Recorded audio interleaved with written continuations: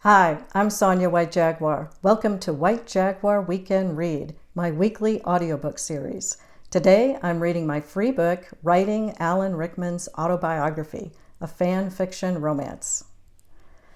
Chapter 2, The Actor's Mosaic.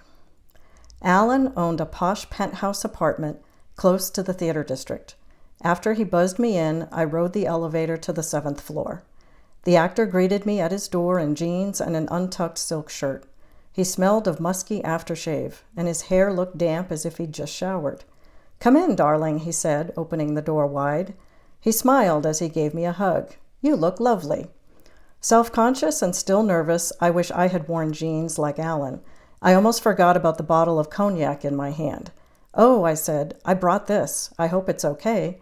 Alan accepted my gift and said, "That's very kind of you. This will go well with our lunch. I hope you like salmon." Upon entering, I stood in an airy living room with floor-to-ceiling windows dressed with plush velvet curtains. The small kitchen in the corner featured an open island and looked recently remodeled. Books and knickknacks were neatly arranged on built-in shelves, as if ready for a photo shoot at a moment's notice. I made a mental note that none of the actors' awards were on display. The apartment showcased Alan's taste and personality, not his professional achievements. "Your apartment is gorgeous," I said. "How long have you had it?" "About 4 years," he replied as he set the bottle on the counter. "It's an old building, built before World War II. The reno was a pain. Cost so much more than I'd planned. But it turned out all right, I suppose." The walls were painted white and turquoise, accented by a sand-colored chenille sectional in the middle of the room. "I feel a Caribbean vibe," I remarked. "Thanks for noticing," Alan said. "I love the Caribbean. It's one of the few places on Earth where I feel at peace."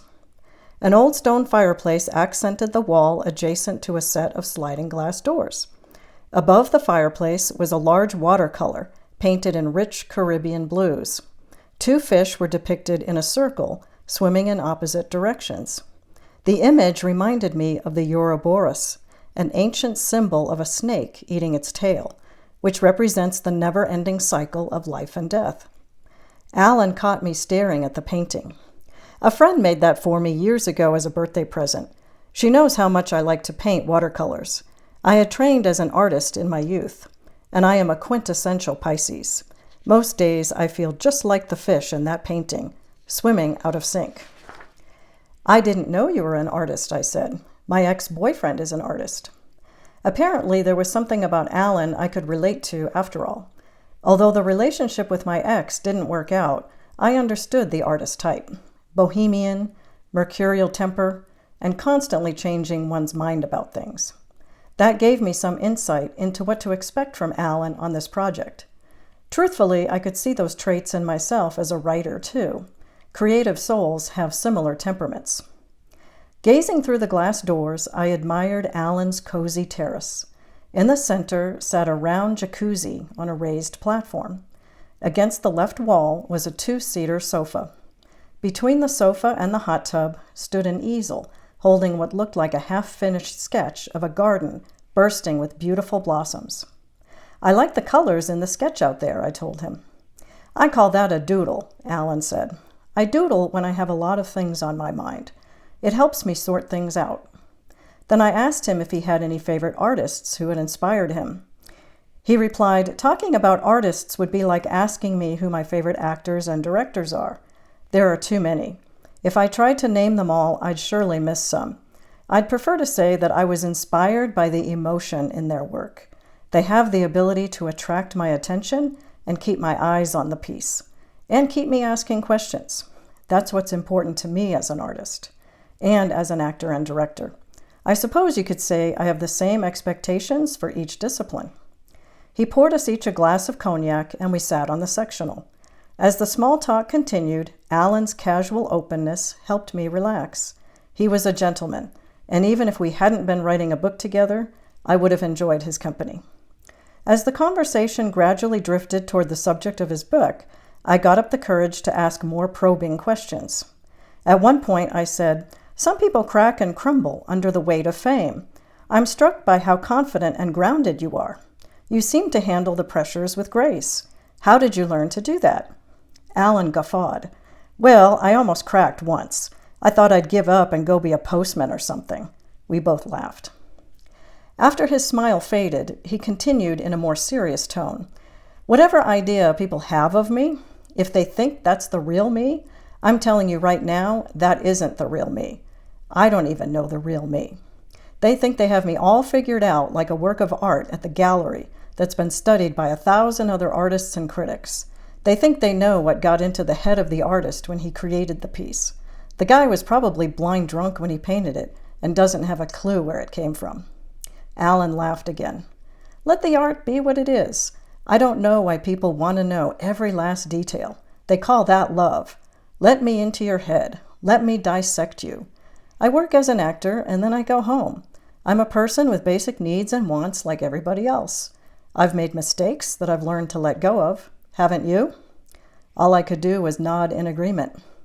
That's how I've learned to handle it. I continue to live my life and live the life I want. I make choices every day to help me stay grounded and focused on the next thing to do, the next place I want to go, the next project I want to be a part of, like the book we're talking about today. Alan then suggested we move to the kitchen and have lunch.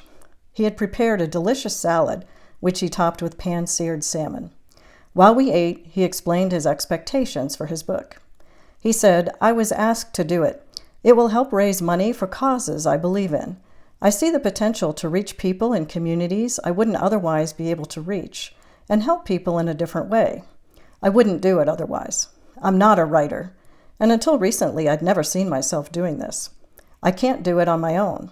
I need help from a professional, someone who's trained to do this sort of thing. Let me be clear, I'm not looking for a traditional autobiography. I don't want you to write a celebrity memoir. That's why I picked you, a romance novelist. You have a different eye, and I knew you wouldn't see me as a celebrity. Based on the questions you've asked me so far, I can already tell I made the right decision. While I appreciated Alan's confidence in me, I still had misgivings. I was concerned that my less than favorable opinions of his movies would cause a rift between us and jeopardize the future of the project. So for the time being, I decided to keep my opinions to myself. Alan continued, I see my life like a painting, with individual strokes that get applied one at a time, with every passing year, or like a mosaic, where the image can't be seen until all the pieces are assembled. I also think of it like being on stage in the middle of a play, when there's an unexpected knock on the door off stage. I go over to answer the door, but when I open it, no one is there. In other words, the knock is a distraction. Something that has no substance or impact has taken your attention away from the play. What's important is the play. What isn't happening off stage, whatever you think is happening over there, is irrelevant. What matters is what I accomplished and how I conducted my affairs, not what I didn't accomplish. I didn't sail around the world. I didn't open a restaurant. I didn't start a clothing company. Those are all things I could have done, but I didn't. I don't regret those things. I was busy living my life. That's what I want you to focus on. Well, I said, if you're willing to trust me with your story, I'll do my best to write the book you want to put out there. Join me next week for Chapter 3, The Ghost of Alan's Past. Subscribe to my channel if you haven't already, so you'll be notified when the next video is posted.